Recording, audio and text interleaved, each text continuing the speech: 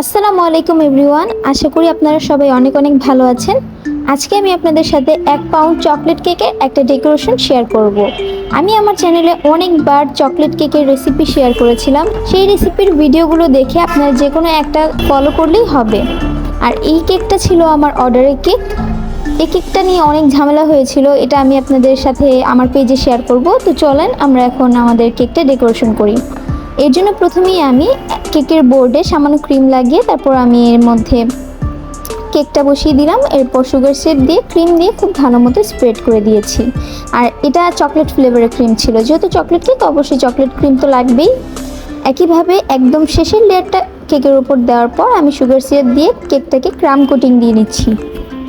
কেকের ফিনিশিং যদি আপনারা ভালো মতো আনতে চান, সেক্ষেত্রে অবশ্যই আপনাদেরকে কেকটাকে প্রথমে ক্রাম কোটিং দিয়ে ফ্রিজে রাখতে হবে কমপক্ষে 1 ঘন্টার জন্য, জাস্ট ক্রিমটা যেন কেকের গায়ে ভালো মতো সেট হয়ে যায় তার জন্য। প্রায় 1 ঘন্টা ফ্রিজে রাখার পর আমি কেকটাকে বের করে নিয়েছি। এখন আমি পুরো কেকটাকে কভার করে নিব হুইপ ক্রিম দিয়ে। ক্রিমের কালারটা আমি হালকা পিঙ্ক রেখেছি, জাস্ট রেডম্যানের রোজ পিঙ্ক কালারটা দিয়ে আমি ক্রিমের মধ্যে এই কালারটা এনেছি। প্যালেট নাইফ দিয়ে কেকের মধ্যে খুব ভালো মতো ক্রিমটাকে আমি ছড়িয়ে দেওয়ার পর আমি স্ক্র্যাপার দিয়ে কেকটাকে ফিনিশিং করছি। আপনারা চাইলে ভিজিটিং কার্ড দিয়ে করতে পারেন, তবে আমি প্যালেট নাইফ এবং স্ক্র্যাপারটি ম্যাক্সিমাম টাইমে ব্যবহার করি।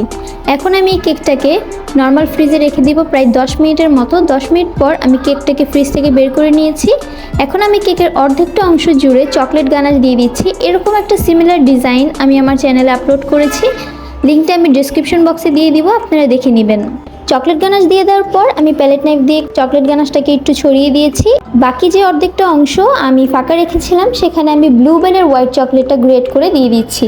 ঠিক মাঝ বরাবর আমি কয়েকটা ফ্লাওয়ার তৈরি করে নিয়েছি রোজ নজলের সাহায্যে, এবং কেকের নিচে আমি বর্ডার তৈরি করে নিয়েছি।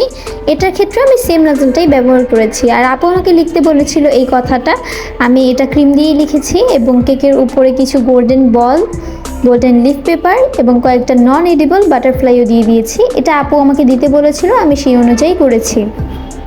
কেকটাকে আমি মেজারমেন্ট স্কেল দিয়ে মেপেছিলাম, 1 পাউন্ডের চাইতে কিছুটা বেশি হয়েছিল। আর কেকটা কেমন হয়েছে অবশ্যই আমাকে জানাবেন। আমার চ্যানেল সাবস্ক্রাইব করবেন, লাইক কমেন্ট শেয়ার করতেও ভুলবেন না। ইনশাআল্লাহ পরবর্তী কোনো রেসিপির সাথে আবার আপনাদের সাথে দেখা হবে। ততদিন পর্যন্ত সবাই অনেক অনেক ভালো থাকবেন। আল্লাহ হাফেজ।